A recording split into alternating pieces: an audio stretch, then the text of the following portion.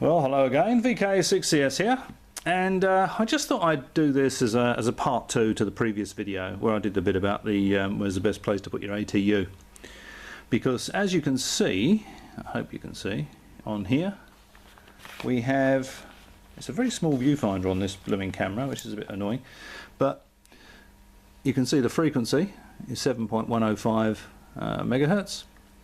The SWR is 4.5. It's going between 4.4 and 4.5 to 1, and the antenna impedance is 195 ohms. So I hope you can see that. I hope you can see that reasonably clearly. Okay, so what I'm going to do now, I'm going to disconnect the antenna, and that's the antenna feeder is connected directly to the analyzer there.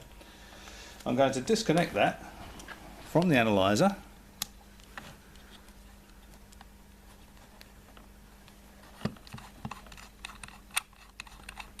And I'm going to connect it to the SWR meter. Remember, the other side of the SWR meter is connected to the ATU, the antenna tuning unit. Okay, so there we go. Remember that drawing I showed you? So you've got the radio, a little bit of coax to the ATU, and then the ATU, little bit of coax going to the SWR meter. Okay. Now, how can we do this? Let's try this. Can we get this down low enough? Yeah, eat your heart out, Spielberg. Right. Now, get that back up there. Right. And to there. Okay, so I've just connected the antenna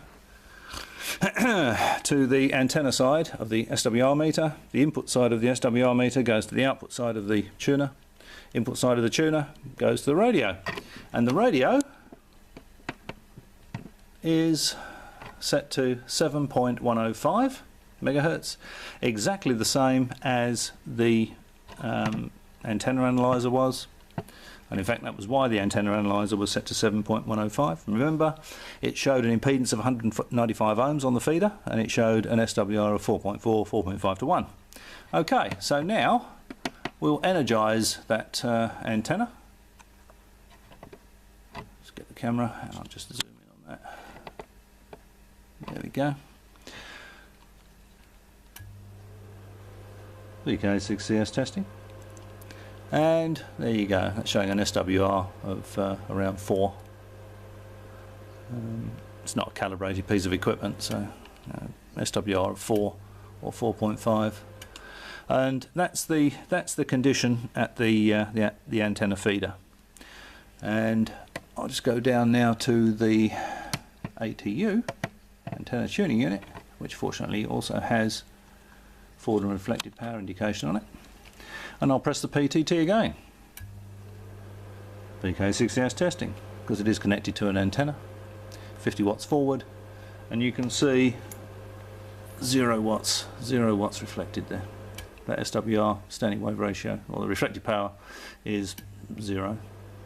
And that is because this unit, the antenna tuning unit, the antenna matching unit, this unit here, is converting the 195 ohms coming from the antenna into 50 ohms going to the radio. It keeps the radio nice and happy. It's giving you the most efficient impedance transformation you can get between the 50 ohms and the 195 ohms. That's why you hear noise coming up when you tune ATUs, and that's why your signal will improve if you over a standard untuned antenna. So if I connected that antenna straight to the radio, wouldn't work very well at all. The radio would be unhappy about it, it'd fold the output power back. Because I can give the radio a 50 ohm match, I can match that 50 ohms to 195 ohms on the feeder. I'll be able to hear things, I'll be able to transmit more efficiently, and the radio will be quite happy. As I said before, the SWR on the output side of this won't change.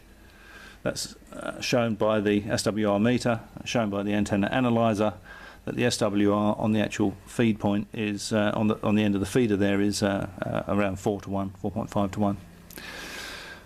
and that will give you a loss in that feeder between that point and the antenna. So you know, you've got standing waves in the feeder, you've got an impedance mismatch, it's going to be lossy.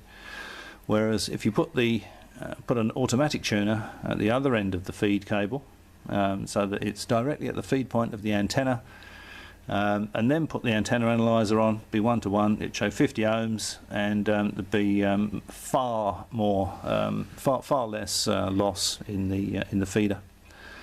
So that's just a follow-up video to the previous one. I just thought it might be worth you seeing, you know, that high SWR on the antenna side of the tuning unit as it appeared on the antenna analyzer, just to show you that there was that is the case, and I haven't fudged anything here. That's just how it is, unfortunately.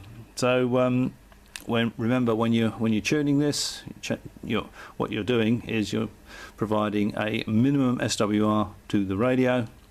The high SWR on the antenna feeder remains the same. So there you are. Well, I hope you found that useful or interesting, or both, and I'll no doubt catch you next time. As always, many thanks for watching.